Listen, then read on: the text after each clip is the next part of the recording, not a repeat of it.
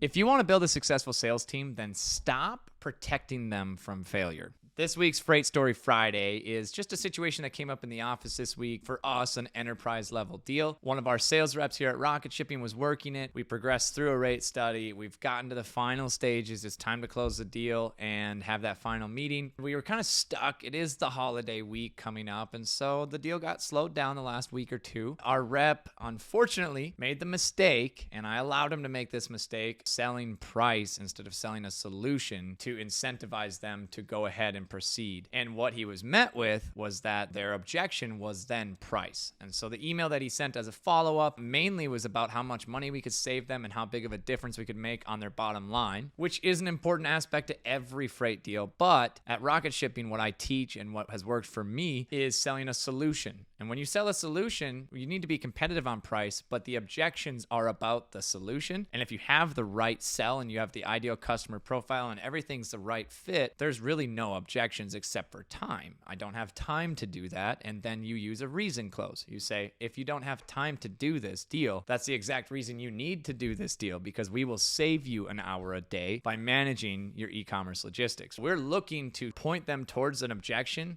that we can actually answer. Unfortunately, on this deal, although I think we can revive it, our rep went in and sold price to kind of incentivize and to kind of push them forward. The customer replied and said, yeah, actually, our current provider is offering us a 10 to 20% discount, so that savings is now non-existent. That was an objection we cannot do anything with except for ask for the meeting and reset expectations. I could have come into this deal earlier. In the last couple of years, I have for many of our reps, but as we scale, I realized one of the most important parts is letting them have some failure, because eventually they're going to fail in this aspect. They're going to sell something they shouldn't. They're going to push where they shouldn't, and then they can learn from it. And of course, the best way to learn is from actual failure. I do think that we're still going to revive this deal, and I think we're going to do a great job and put together a real solution for this client. But my rep has now been very aware that this is a mistake he made, and he sees it clearly, and I don't think he'll make it again. As you go into the holiday weekend, just remember, if you're trying to succeed in anything and build a team in anything, and even in your personal life, your kids, your family, failure is necessary, and that's how you grow. Have a great weekend. Happy 4th of July.